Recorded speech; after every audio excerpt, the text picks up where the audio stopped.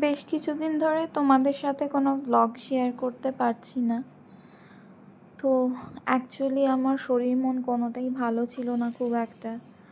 তো সেই কারণে তোমাদের সাথে কোনো ব্লগ শেয়ার করতে পারিনি। যাই হোক, দেখো আজকে আমি তোমাদের সাথে খুব চটজলদি একটা টেস্টি রেসিপি শেয়ার করব, যেটা তোমরা জলখাবারে রুটি, লুচি বা পরোটার সাথেও খেতে পারো। আবার ভাত দিয়েও তোমরা খেতে পারবে। তো রেসিপিটা হলো সোয়াবিন আর মটর দিয়ে একটা সুন্দর রেসিপি।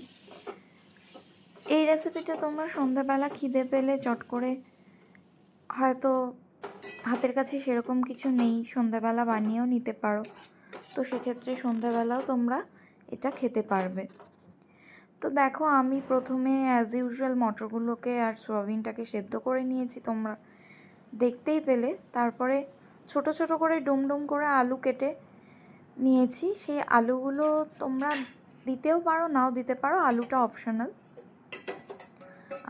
আলু দিলে যেহেতু একটু ভালো মজে বলে আমি সেই কারণে ছোট ছোট পিস করে কয়েক টুকরো আলু দিয়েছি।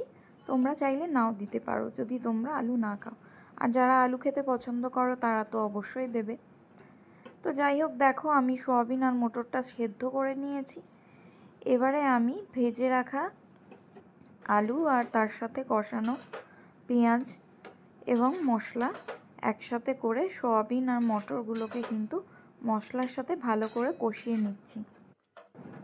মশলা বলতে এখানে আমি ইউজ করেছি বেসিক কিছু মশলা, যেরকম ধরো হচ্ছে জিরের গুঁড়ো, তারপরে ধনের গুঁড়ো তোমরা নাও দিতে পারো, ওটা অপশনাল। যদি তোমরা মনে করো যে একটু পাতলা খাবে, ডেনসিটিটা খুব বেশি করবে না, তাহলে ধনের গুঁড়োটা দেওয়ার দরকার নেই।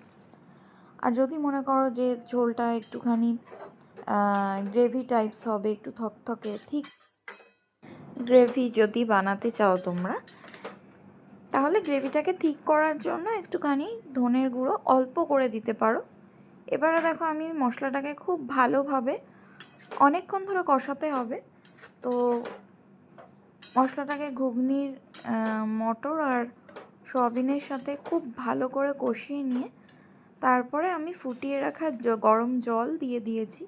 আমি অ্যাকচুয়ালি রান্নায় ফুটিয়ে রাখা গরম জলই ইউজ করি, তো সেই কারণে গরম জল দিয়ে দিয়েছি। ব্যাস রেডি আমাদের টেস্টি রেসিপিটা।